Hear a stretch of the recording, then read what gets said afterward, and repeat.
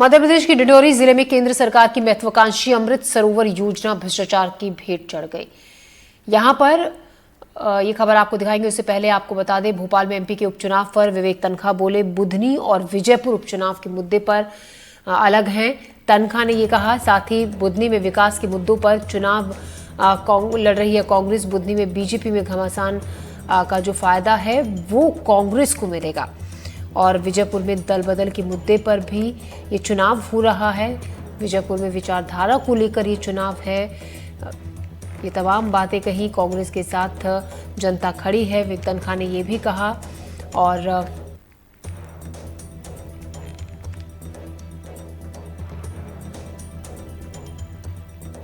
MP में उपचुनाव पर विवेक तनखा ने यह बयान दिया। बुधनी और विजयपुर उपचुनाव के मुद्दे अलग अलग उन्होंने बताया। कहा, देखिए, दोनों चुनाव में मुद्दे अलग हैं। बुधनी का चुनाव जहां आज हम लोग नामांकन के लिए जा रहे हैं, जहां हमारे कर्मठ जांबाज कार्यकर्ता राजकुमार पटेल जी हमारे कैंडिडेट हैं, उनकी जितने चुनाव के पैरामीटर वहां इस वक्त फिट है, बढ़िया चुनाव वो लड़ेंगे। क्षेत्रीय जनता उनके साथ है, क्षेत्रीय भावना उनके साथ है। और सबसे बड़ी बात है कि बीजेपी में एक अंतर्कलह हो गई है, क्योंकि वहाँ की जो लोकल लोग हैं वो क्षेत्र जो वो उनके जो कैंडिडेट हैं भार्गव साहब, जो विदिशा की हैं, उनको बुधनी क्षेत्र का नहीं मानते। तो एक क्षेत्रीय भावना उभर के सामने आ गई है।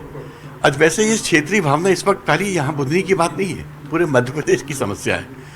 हमने देखा जबलपुर में अगर आप ईस्ट जबलपुर के कैंडिडेट को वेस्ट से लड़वा दो तो लोग नाराज हो जाते हैं। हर आदमी का मंशा ये है कि हमारे व्यक्ति को ही आप हमारे क्षेत्र से लड़ाओ, क्योंकि फिर वो एक्सेसिबल होता है, उसका परिचय होता है, उससे अप्रोच करना ईजी होता है। तो ये क्षेत्रीय भावना का चुनाव है बुधनी। जहाँ तक श्योपुर की बात है, बीजापुर, मैं वहाँ की लिए एक मेरा पब्लिक के लिए एक ही प्रश्न है। मैं रावत जी को बहुत पहले से जानता हूँ, हमारे बड़े वरिष्ठ साथी थे। अपने कारणों से, किसी कारण से वो बीजेपी में चले गए, ये उनका डिसीजन था। बट मैं पूरे विश्व में घुमा हूँ, मैंने सबकी वर्किंग देखी है। India is the only place जहाँ पर आप दल बदल करके चुनाव लड़ते हो।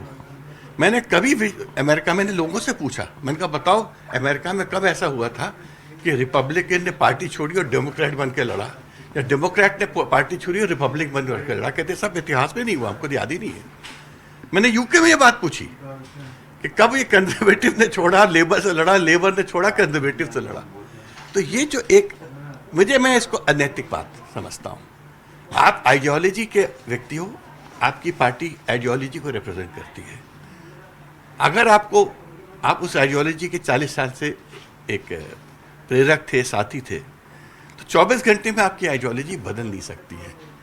तो ये मूल प्रश्न जनता को सोचना पड़ेगा, क्या ये हमारे संवैधानिक विश्वास का प्रतीक है?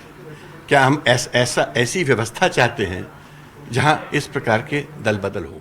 जहां अमृतांशी जोशी हमारी संवाददाता हमारे साथ जुड़ रही इस खबर पर ज्यादा जानकारी के साथ। अमृतांशी, विवेक तनखा ने तमाम मुद्दे वो गिनवा दिए और जीत को लेकर जिस तरीके से बुधनी और विजयपुर में वो आश्वस्त दिखे, कहा कि जीत कांग्रेस की ही होगी। जिस तरीके से उन्होंने तमाम वो बातें गिनवाई कि क्या क्या वो बातें हैं जिससे कांग्रेस को फायदा होगा। देखिए, यहाँ पर जो कांग्रेस के वरिष्ठ नेता हैं विवेक तनखा, उन्होंने दल बदल को अनैतिक करार दिया है, क्योंकि रामनिवास रावत भी वरिष्ठ नेता हैं और विवेक तनखा भी वरिष्ठ नेता है। दोनों ने काफ़ी लंबे समय से कांग्रेस पार्टी के लिए काम किया था। उसके बाद अब रामनिवास रावत बीजेपी से चुनाव लड़ रहे हैं। आज क्योंकि बुधनी में विधानसभा में उपचुनाव को लेकर नामांकन करने के लिए नेता जा रहे थे, उसके पहले उन्होंने यहाँ पर रामनिवास रावत को लेकर जो है, हम कह सकते हैं कि ये बात कही है कि उनकी आइडियोलॉजी जो हमेशा से कांग्रेस की रही थी, वो अचानक से बदल गई और वो बीजेपी में चले गए।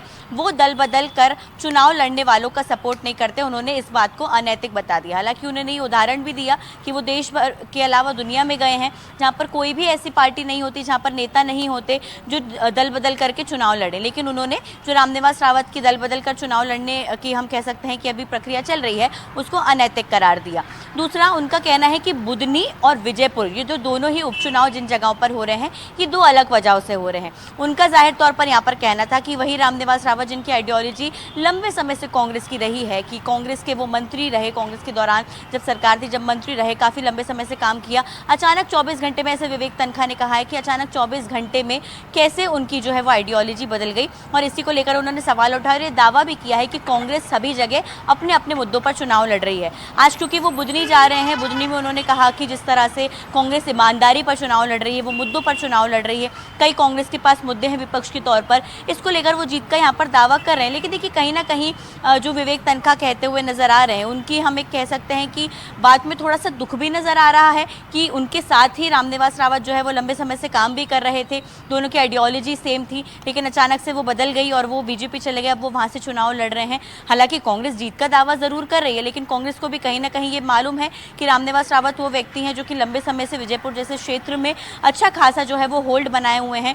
हालांकि उनके सामने निर्दलीय जो पहले लड़ चुके हैं मुकेश मल्होत्रा, उनको उतारा गया है और कांग्रेस अब उनका सपोर्ट कर रही है। लेकिन बुधनी में भी वही स्थिति, क्योंकि शिवराज सिंह चौहान का होल्ड जो है वो लंबे समय तक काफ़ी अच्छा रहा है और बुधनी बीजेपी के लिए एक ऐसी सीट है कि वो बीजेपी के गढ़ की तरह है, वहाँ पर बीजेपी को लंबे समय से जीत मिली है, तो यहाँ पर कांग्रेस के लिए एक चैलेंज जरूर बन जाता है। हालांकि कांग्रेस ने राजकुमार पटेल को जो मैदान में उतारा, जिसके लिए आज सभी नेता एक साथ रवाना हुए हैं नामांकन करवाने के लिए, यहाँ पर एक तरह से हम कह सकते हैं कि दमखम दिखाने की कोशिश कर रहे हैं, यहाँ पर ये बताने की कोशिश कर रहे हैं कि सभी नेता एक साथ हैं और कांग्रेस पार्टी पूरी एक साथ मिलकर मेहनत कर रही है। लेकिन कहीं ना कहीं मुद्दे भले ही अलग हो जाए, लेकिन कांग्रेस को दोनों ही सीट पर जो है वो एक टफ चैलेंज बीजेपी का रहेगा। जी अमृतांशी, एक तरफ आज सीएम भी नामांकन में पहुंच रहे हैं, दूसरी तरफ विवेक तनखा अपना ये बयान दे रहे हैं, क्या मायने इसके निकाले जाएं?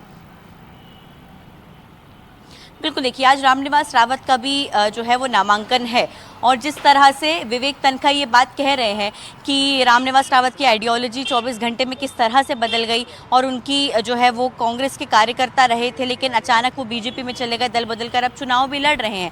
वहीं दूसरी ओर रामनिवास रावत को एक एक नेता का सपोर्ट आज जो है वो नामांकन के दौरान मिल रहा है। आप सोचिए कि मुख्यमंत्री पहुंच रहे हैं, प्रदेश अध्यक्ष पहुंच रहे हैं, विधानसभा अध्यक्ष नरेंद्र सिंह तोमर मौजूद रहेंगे, तमाम ग्वालियर चंबल के बड़े नेता मौजूद रहेंगे। यहाँ पर बीजेपी पूरी तरह से दिखा देने वाली है कि देखिए हम जो है रामनिवास रावत के पूरे सपोर्ट में, और बीजेपी ने वो बताया भी, देखिए सरकार में उनको मंत्री का पद दिया है और अब उनके यहाँ पर हम कह सकते हैं कि परीक्षा का समय है, तो बीजेपी के तमाम नेता उनके साथ भी खड़े हुए हैं। लेकिन कहीं ना कहीं जाहिर तौर पर एक लंबे समय तक कांग्रेस में रहे तो वो एक हम कह सकते हैं कि एक बॉन्ड या फिर हम कह सकते हैं कि जो नेताओं की दोस्ती रहती है, जो काम करने के तरीके रहते हैं वो साथ जरूर रहते हैं। लेकिन बीजेपी पूरी तरह से आज यहाँ पर रोड शो से लेकर नामांकन से लेकर जनसभा तक में रामनिवास रावत के साथ जो है वो आज शामिल होगी। जी नजर रखिएगा अमृतांशी, हम रोड शो से जुड़ी हुई जानकारी ताज़ा आपसे लेते रहेंगे लगातार। फिलहाल शुक्रिया आपका।